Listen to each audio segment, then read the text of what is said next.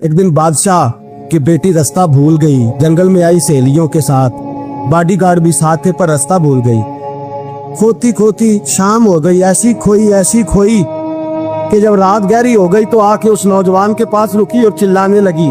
शेर के दहाड़ने की आवाज आती है, भेड़िए के बोलने की आवाज आती है। नौजवान अकेला, सहेलियां बिछड़ गई, गार्ड बिछड़ गए। कहने लगी मैं परेशान हूँ, मुझे जगह मिल जाएगी। नौजवान कहता मैंने शहजादी देखी और मुझे भी पता था कि घर एक ही है और आग को अंदर से दरवाजा भी बंद करना पड़ता है, जंगल जानवर भी आ जाते। कहते मेरी छोटी सी कुटिया में, झोंपड़ी में वो आई, रो के कहने लगी सहारा कोई नहीं, अगर मैं पीछे निकलूंगी तो भेड़िए खा जाएगा।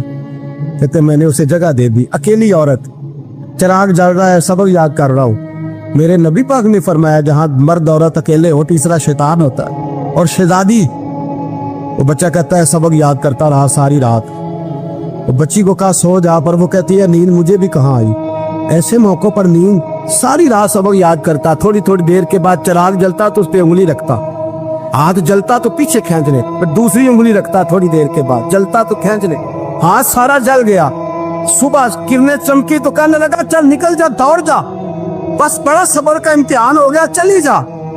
शहजादी बाहर निकली, सिपाही ढूंढ रहे थे। बादशाह खुद जंगल में निकला हुआ था, मेरी बेटी मिल गई। बादशाह तन्हाई में जाके कहने लगा बेटा मैं दुनिया को बताऊंगा कि मेरी बेटी खोई नहीं थी, सिपाही साथ ही थे। ये बड़ा मुश्किल होता है, बेटी तो भूल के भी रात कहीं रह पड़े तो लोग जीने नहीं देते, तो बेटा मुश्किल हो जाएगा मेरे लिए। कहाँ थी? उसने कहा नेक नौजवान के पास। उसने कहा बेटा मैं तो तेरी बात मानूंगा पर दुनिया नहीं मानेगी। अगर उस नौजवान ने किसी को बता दिया कि तू उसके पास थी तो फिर लोग मेरा जीना मुहाल कर देंगे। बेटा मैं मर जाऊंगा, मेरी मजबूरी ये है कि वो कहीं राज ना उगल दे वो नौजवान, उसे कत्ल करना पड़ेगा। औरत ने मिन्नतें की, उस बेटी ने कहा मेरे मौसम को मारोगे, रोई। और वो कहने लगा मैं बादशाह हूँ, मेरा अपना वकार है, मैं उसको छोड़ नहीं सकता। गिरफ्तार कर लाए सिपाही। वक्त तय हो गया सजा का। अकेले एक कोठरी में रखा गया, जो उसके खास एतबार वाले थे उनकी ड्यूटी लगाई। बादशाह ने बुलाया, पहले बिलम आया। औरत कहने लगी, बेटी कहने लगी एक दफा तो बुलाओ ना, एक सवाल बस पर्दे में रह के पूछना है और फिर जो आपका जी चाहे। मेरे मौसम को मारना तो है, तो मर्जी आपकी। सामने खड़ा किया नौजवान, पर्दे के पीछे औरत खड़ी हो गई।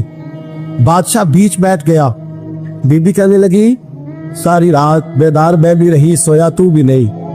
वो जो तू चिराग के करीब हाथ लगा के जलाता था वो समझ नहीं आई।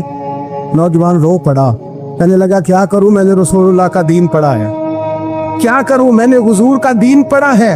मैंने पढ़ा है कि जानी को सबसे नीचे दोज़ख के सबसे निचले दर्जे में जलाया जाए, उसे जहन्नमियों का पीप और रेशा पिलाया जाए, कंद खिलाया जाए। ये रवायतें पड़ी हुई थी। थोड़ी थोड़ी देर के बाद शैतान मुझे कहता था बदकारी कर ले। मैं अपना हाथ उसी वक्त जब शैतान मशवरा देता तो मैं आग पे करता। मैं कहता अगर ये बर्दाश्त हो गई तो वो भी हो जाएगी। जब हाथ जलता तो मैं समझ जाता नहीं तुझसे तो ये नहीं बर्दाश्त होती तो वो कैसे हो। फिर मुझे शैतान मशवरा देता कोई देख नहीं रहा, तू बुलाने नहीं गया, खुद आई। मैं दूसरी उंगली लगा देता। मैंने हाथ जलाया और मैं समझ गया जब छोटे से चिराग की इतनी सी शमा की आग नहीं बर्दाश्त होती तो दोज़ख कैसे बर्दाश्त होगी। कहते मैं पास आया। बादशाह ने ये कहानी सुनी, लफ्ज सुने तो चीख मार के रोया। कहने लगा तालिब इल्म, तू तो मेरे नबी का सच्चा गुलाम है और मेरे रसूल के जो सच्चे गुलाम होते हैं उन्हें फांसियां नहीं दी जाती, उन्हें बिठाया जाता है। अब तुझे सजा नहीं होगी बल्कि मैं अपनी बेटी का निकाह तेरे साथ करूंगा और मेरे बाद इस सल्तनत का बादशाह भी तू ही बनेगा। अब वो नौजवान वहां नारे लगा रहा है, कहता लोगों तुम मुझे कहते थे दीन से क्या मिलता है, दीन से तो अल्लाह तख्त ताज भी अता फरमा देता। अगर नौजवान शर्मो हया वाले बन के रहे अल्लाह सारी इज्जतें दे देगा। देखे ना अल्लाह के फजल से इज्जत मिलती है और जब कोई इज्जतदारों जैसा काम ही ना करे। एक बात और अर्ज करनी है पर वक्त थोड़ा रह गया। आला हजरत कहते बेरूपिया था, मदारी, रूप बदल बदल के दिखाया करता था, बादशाहों से इनाम लेता था। एक दिन औरंगजेब आलमगीर के पास आ गया, कहने लगा मैं रूप बदलूंगा, अगर आप पहचान ना सके तो मैं इनाम लूंगा। आपने फरमाया मैं कोई ऐसे वैसा बादशाह नहीं, काम मुझे धोखा देना मुश्किल है। कहा नहीं मैं रूप बदलूंगा। हजरत औरंगजेब आलमगीर बड़े नेक बादशाह गुजरे, बड़े परहेजगार। वो बेरूपिया कहने लगा मैं रूप बदलूंगा, आप नहीं पहचान सकेंगे। फरमाया चल जितना तेरे अंदर जोर है लगा ले। حضرت نے اعلان کیا کہ میں نے فوجی بھرتی کر دے.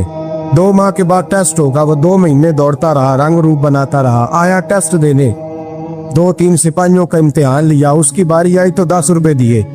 کہنے لگے تیرے آنے جانے کا کرایہ میں نے تجھے پہچان لیا ہے.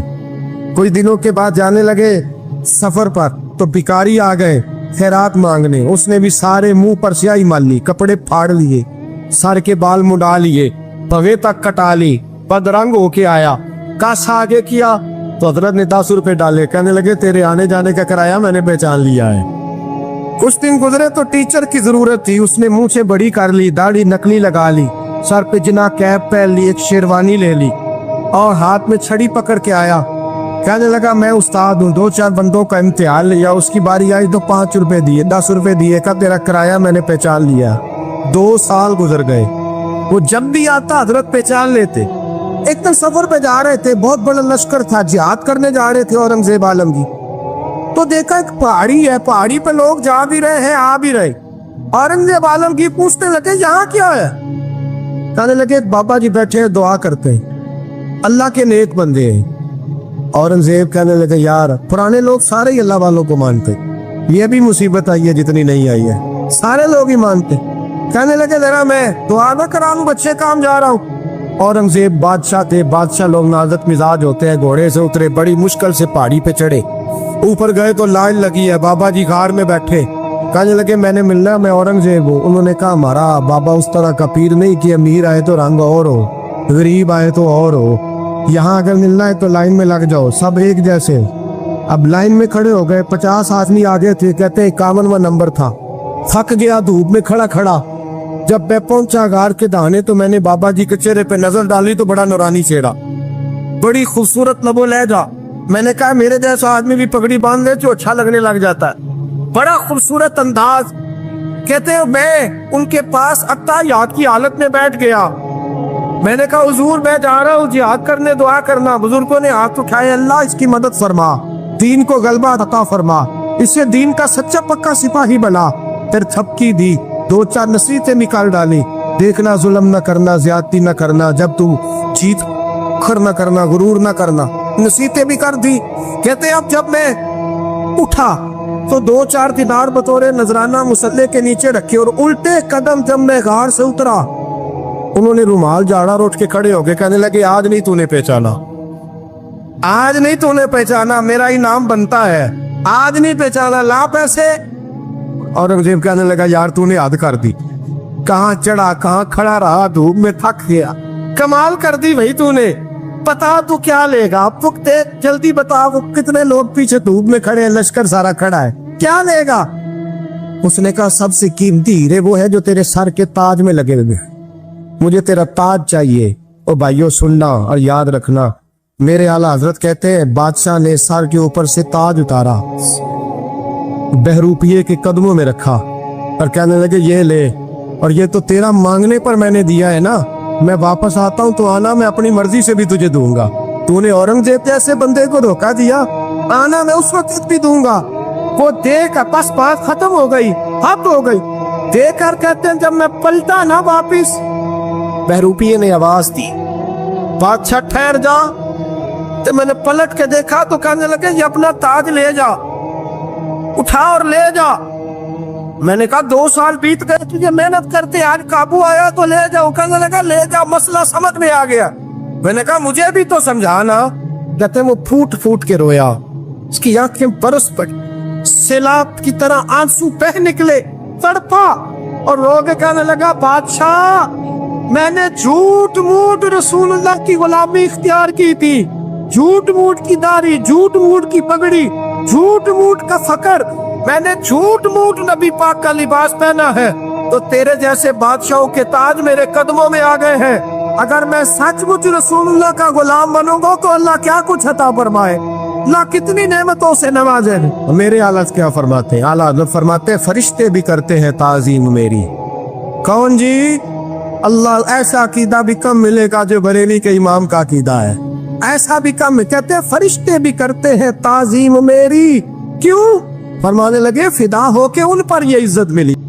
حضرت عمر کے زمانے میں نا ایک نوجوان تھا, नेक था, मस्जिद जाया करता था रात को। तो मस्जिद जा रहा था तो रास्ते में एक औरत ने दावत गुनाह दी, इब्ने असाकर ने इसको लिखा है।